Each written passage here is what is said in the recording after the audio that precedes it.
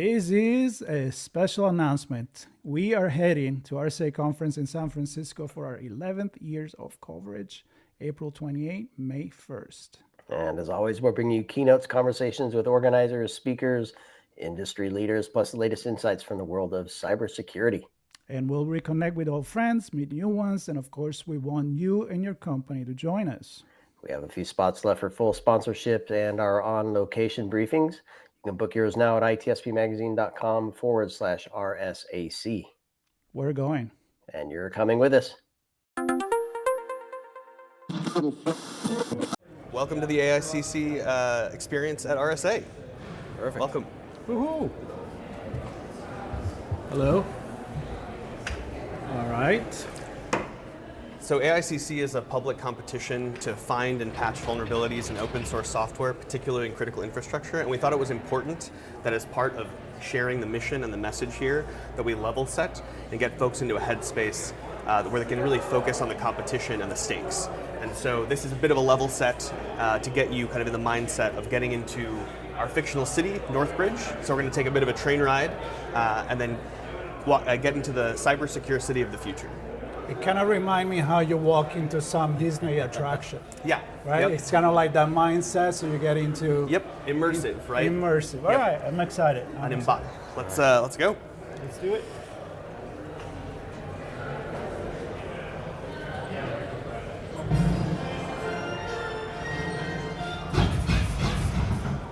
Whoa, it's for real.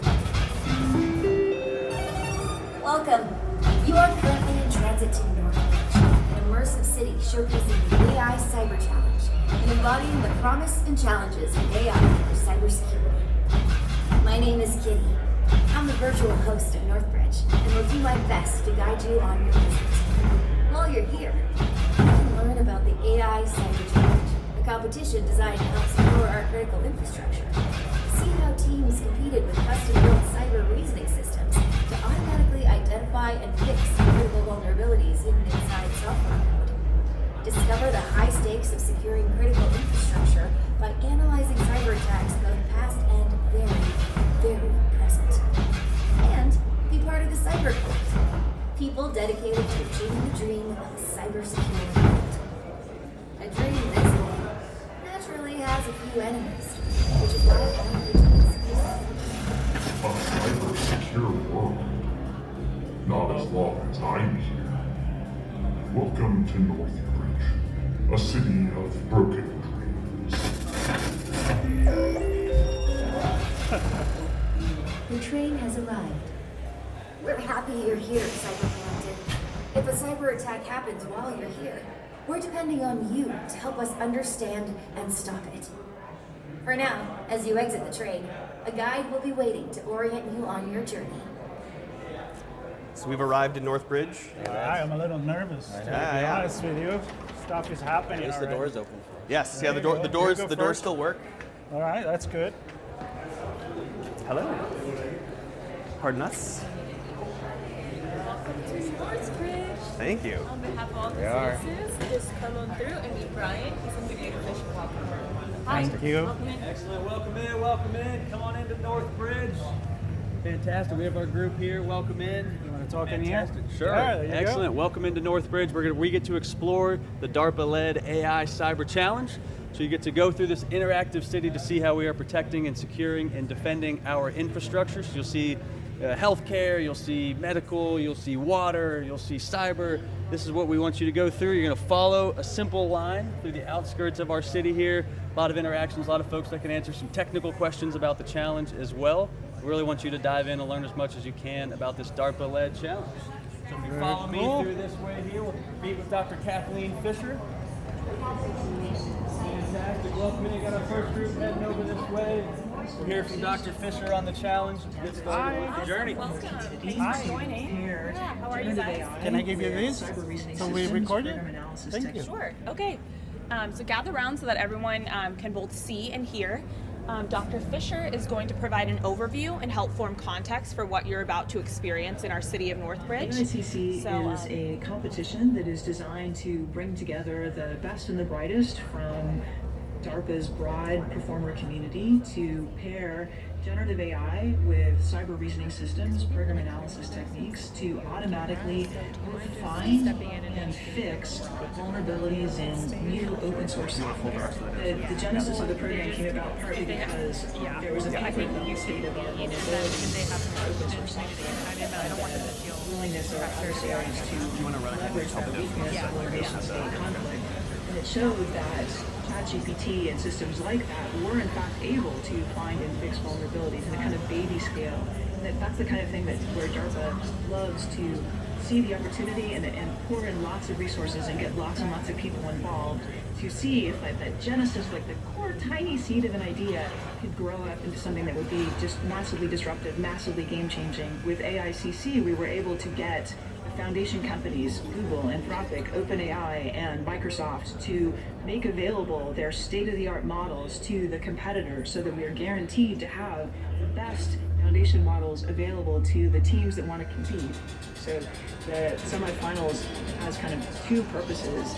One is evaluating the technical hypothesis, then the other piece is giving decision makers and everybody who attends the semifinals a visceral appreciation of how important it is to make our software more secure because of the impacts, not just in the information space, but also in the physical space of attacks on infrastructure software. AIxCC is working on the real software that modern society runs on. And as competitors find and propose suggested fixes, those suggested fixes are relevant for the real software that people are using every day. AIxCC is contributing to the advancement of AI and cybersecurity by putting a whole lot of gasoline on the fire of pairing AI and cybersecurity. We just see with the growing incidence of ransomware how vulnerable we are. If we can develop a technology that can not just point out that we have a problem, but if we can also say, and here's how to fix it, that could be game-changing. Awesome. Thank you guys for listening to this critical message. So your experience is going to actually continue this way to my left. You're going to meet two of my really good docent friends out front of Y2Kates, and they're going to give you a sense of just how high the stakes are for a cyber secure future. So please head this way and make sure you keep an eye out for that cyber scoundrel, the rat. All right. Thank you. Generative AI. Thank you very much. I wanted to take a second Yes, to I love stickers. He loves stickers, so I'm gonna Yeah, get one for him too. about There the you go. semifinal Thank you. event that we had at DEF CON this past August. We had 42 teams competing with fully autonomous cyber reasoning systems. So they developed their systems, they handed them over to us, the competition organizers, and we ran those systems against real open source software projects that are used everywhere. We had the Linux kernel as one of our challenge problems. We had SQLite, just extremely widely used software, and we had synthetic vulnerabilities added to synthetic forks of that software, and then had the teams try to discover those synthetic vulnerabilities just to see if they could find them. The teams were able to find almost half of the vulnerabilities, 22 out of the 59 that we put in. They also found a vulnerability that we did not put in. They found a 0-day in SQLite that we reported to the maintainers and had patched. And they were able to patch, the teams, once again, fully autonomously, were able to patch most of the vulnerabilities that they found. Very, very exciting. And this was an effort where we saw a lot of collaboration from tech leader, commercial leaders in this space. Google, Microsoft, Anthropic, and OpenAI have all been actively collaborating with us to develop the competition challenges and infrastructure. And it was very exciting to see the Google teams after the semifinal event kind of take a resurged interest in the combination of frontier models and securing source code. It's been a fantastic partnership to date and very productive. So we're very grateful for it. And now we're kind of on our way towards finals in August at DEF CON this year, where the top 7 teams will compete against many more challenges, many more open source software projects, many more classes of vulnerability. So I'm very excited to sort of see how they're able to do that. I will also say, in semifinals, the teams were fairly resource constrained. They had a relatively small amount of compute. they had 4 hours of wall clock time, and they had $100 in LLM credits. So when they found vulnerabilities and patched them, we're talking tens of dollars per discovery and patch, which is just fantastic. So we've given them more resources as we've upped the difficulty and scale of the challenge for finals, and we're very excited to see what they're able to do with even more resources. Yeah. Do you guys have any questions? Well, no, I just have a comment because I love the idea of the healthy competition and at the same time became collaboration. Yeah. And that's how you actually advance, Yes. right? Absolutely. Another exciting thing about this competition is that after the competition is over, all the teams will be releasing their cyber reasoning systems with a permissive open source license. So after they receive their prize money, the community will benefit from that technology. It'll sort of the rising tide will lift all boats, and we're very excited for kind of that transition into a even more collaborative kind of space. An healthy competition. Yes. I love that. I Yeah. love that. Can you tell me a little bit about the teams?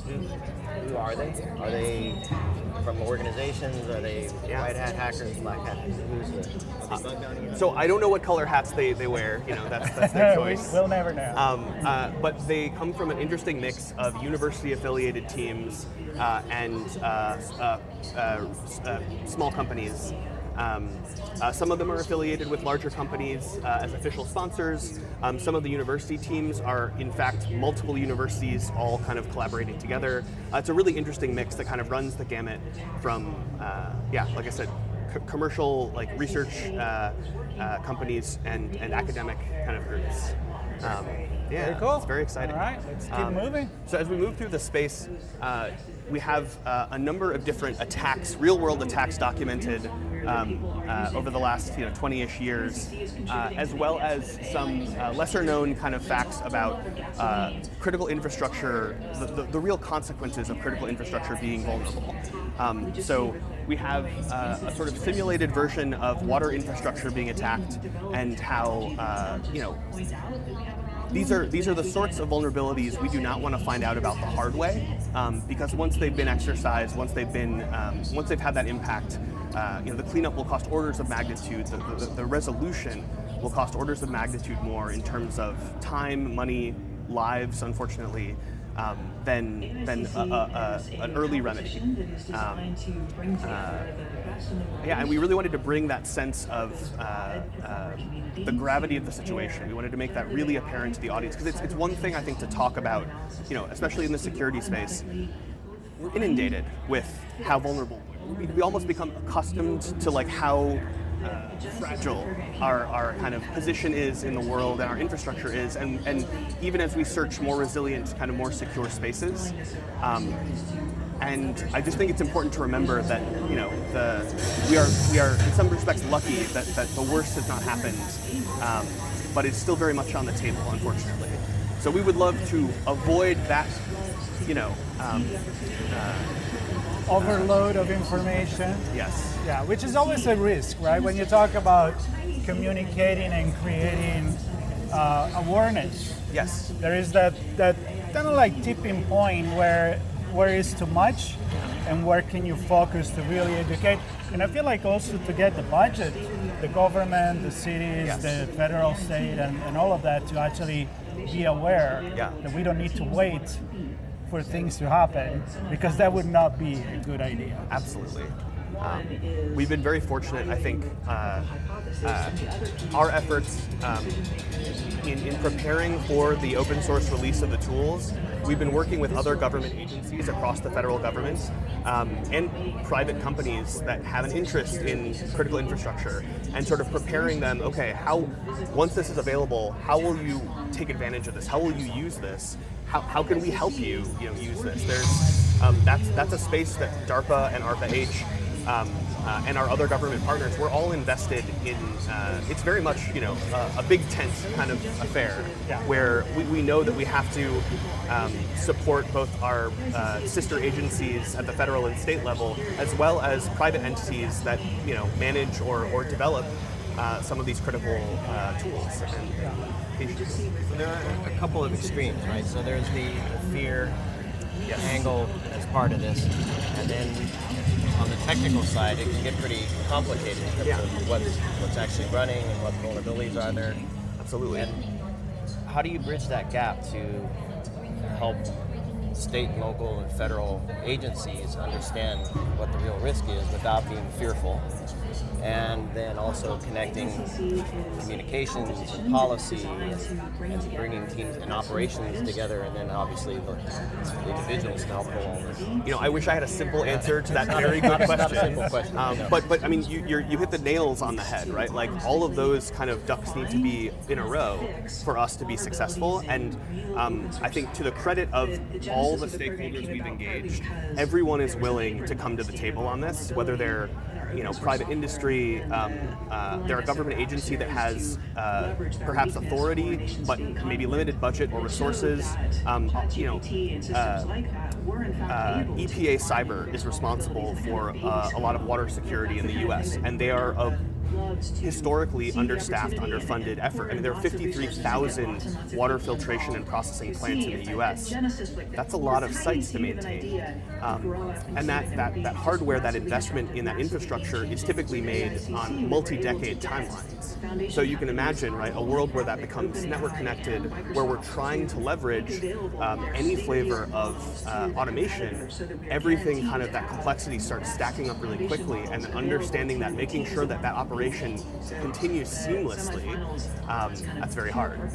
And not to mention all the different state, local, and federal entities that you may need to align. So we're working on that, but it is a challenge for sure. Are you working with the ISAC and the ISAC? We are. We want to maybe move. We've engaged. We've engaged some of the ISACs through our partnerships with like CISA, the sector coordinating councils, and then even found key stakeholders in critical infrastructure kind of maintenance and development to just once again offer our assistance. Like, we're the government, we're here to help, and also ask them, right, where the challenges, what are they seeing, what do they feel is the biggest challenge to securing their own infrastructure? Because sometimes they've already thought about this a lot, and they already know what they need, or think they know what they need, and have a pretty good idea, but they're not able to, close that gap entirely, and that's where we can help. We can provide expertise, we can provide funding potentially, and leveraging this technology, the economy of scale, it just becomes much more kind of, the value proposition is very strong at that point. And sharing information. If somebody's successful, then why not sharing so that the people after that, other entity, other government agency, they can also avoid, it's a budget that works out pretty well. Right? Yeah. One discover, the other adopted. Yeah, I think the ISAC model is so interesting because that's where you get people that compete in business to collaborate for mutual kind of security benefit. And I think the software supply chain, even their non-open source components, there's a lot still of sort of mutual benefit from collaborating on securing that environment, especially given how interconnected a lot of institutions are. Thinking about financial institutions particularly, but this is true across the board. So once again, mutual kind of like shared benefit if we can just agree to collaborate like this. Yep. A different community. Yeah, different way of looking at a community. I think another good example of that is healthcare, where you have a very diverse vendor environment and a very complex technology stack, where any of those could potentially be a way in to compromise a hospital for a ransomware attack or disclose patient records. So if we walk over to the Northbridge Medical Center, I'm going to take them.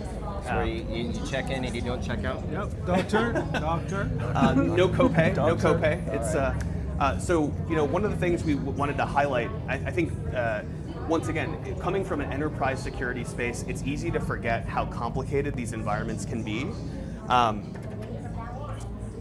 And so as we look at the different kind of threats and insecurities and how the different pathways they open up, through these systems. I mean, hospitals are extremely complex, and there's no hospital that runs a single vendor kind of stack. They're running devices from tens of vendors, all that may have different network connectivity requirements, all that have different kind of proprietary protocols that may be hard to introspect, but from an attacker's perspective might provide amazing lateral movement mechanisms, right? So securing these environments is really challenging. We have 6,000 hospitals and clinics in the US today. All of them have pretty unique network configurations. Many of them have health at home and telehealth presence, so they're expanding their network posture into people's homes, remote clinics. Teleradiology is very common. So once again, massive interconnected network. Any gap in that tech stack, makes this whole ecosystem vulnerable. And so just kind of trying to provide a small mapping of how these vulnerabilities propagate and manifest. And then even the potential where if we had this very rapid, I think I mentioned earlier, the semifinal round, they had a 4-hour window to analyze hundreds of thousands of lines of source code and find and patch vulnerabilities, and they were successful, with many of them. And so the idea that we could have, a brain-dead integration into our CI/CD pipeline, for example, where the patches are not only being pushed very rapidly, but those are high assurance patches where the evidence of their utility non-interference, the patches will not kind of prevent the application they're patching from, it will continue to function as needed. And then also, how do we start to ensure that the entire network, the entire environment will not be negatively impacted by the changes to that one device? I mean, that's a problem that AIxCC is touching on, but there's other work at DARPA and ARPA-H that continues to look at this. How do we know that the changes we make, whether it's a patch or a configuration change, how do we know that the system will both remain performant and improve its security and safety? Yeah. I realize it's a hard problem that I think everyone in this at RSA is cognizant of. Yeah. But I think it's good to concretize it, right, in these use cases that aren't necessarily known. Well, I think this is a great representation for people that don't really have a big picture, because it's almost like a digital grid with an electric switch. How do you bypass a problem, and how do you make it resilient? Yes. Yes. Yeah. That's a big thinking. It's like 360. It's hard. It's hard. It's really hard. And today I think I would love to get to a world where doctors never have to take cybersecurity training, right? Oh yeah. That doesn't, don't we all? Right? I don't want clinical staff to have to think about cybersecurity, right? Well, that's the goal of cybersecurity. Will be that you don't see it. Yep. And it doesn't affect your everyday small mom and pop business, as well as, of course, big organization and organization that save lives. So exactly. I think people that will come here will definitely have a very good picture and vision of what it really is. Still complex. But a better understanding. Yes. We can't forget that the healthcare system itself is also complex. Yes. Yeah. Yes. Well, of course. So every little part of that whole workflow and patient engagement and healthcare providers and payers, the whole thing is complex with a bunch of systems, tons of data. This paints a picture of an overlay of threats and vulnerabilities, which we also have. Sean, it really makes you think when you start seeing around hack alert everywhere. Right. Yeah. I mean, thinking about Change Healthcare, right? Like that was I don't think enough people were clocking how disruptive that would be until we had experienced it. Yeah. And those sorts of catastrophic sort of either supply chain kind of like choke points or dependencies are really hard. I mean, that's just one large component of this complex system, right? I think we're getting there to realize that the complexity, it's even, beyond what we could have imagined with fantasy and fiction. Yeah. Like reality has become the future. The present is the future nowadays. Yeah. And I love the idea of creating this simulation and having this experience that I think is really going to open up minds. Yeah, and so our last major area here is talking in more detail about semifinals, and actually it's running the competition. This is showing the teams how they're interacting, they're fully automated, no human in the loop here, their cyber reasoning systems, how they're querying the LLMs, and you can sort of see kind of the patterns from some of them. At this point, we're in round 4, so looking at SQLite. That grid up there represents the synthetic vulnerabilities that we inserted into these synthetic forks of these projects, and sort of the combined performance of all the teams is represented there. But once again, this was just a few hours and $100 of LLM credits for each team, and they were able to do pretty remarkable things. Incredible. It's incredible. Yeah. Very good. Yeah. All right. Yeah, I think for me, I don't know if there's a chance to talk with some of the team members at some point, or maybe we look to the future between now and DEF CON and maybe get an update from you on what the finals look like. Absolutely. Our teams are hard, like nose to the grindstone, working on developing their systems for finals. But we do actually, I think 2 of them are here at RSA exhibiting in one way, in some way or another. And we will have the teams at DEF CON. We want to give them an opportunity after we talk about, after the results are released, for them to talk very candidly about their experience and how their CRS has performed.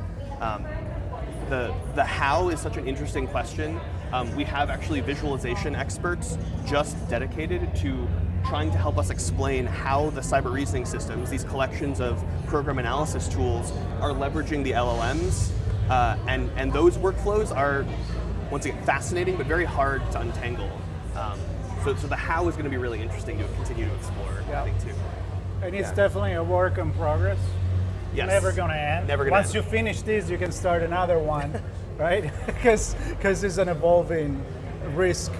And I think, so releasing the tools open source and our infrastructure open source, that's the other component of this. So we're going to release the data and the infrastructure such that someone could rerun the competition on their own if they wanted to, or start testing other tools or models in that same competition environment. So we're really trying to make this investment, the value to the public at large, as high as possible. And I think, because that's sort of like fully automated, minimally biased or unbiased data sets, like I feel like getting those out of these tools is also just super valuable. Yeah. And for me, inside the mind of the teams and the individuals, if how they think about this relative to how bad actors think about it, and if they had unlimited resources, how might they change their tactics and their techniques to approach this?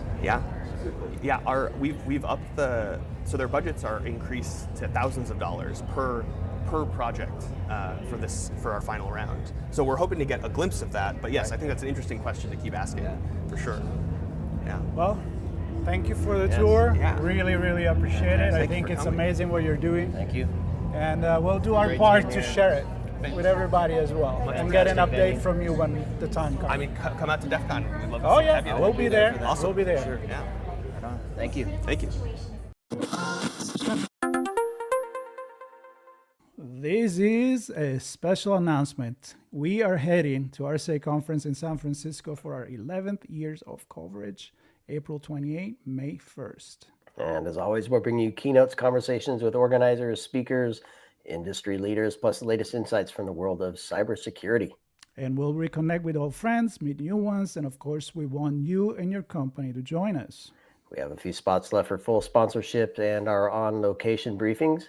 You can book yours now at itspmagazine.com/RSAC. We're going. And you're coming with us.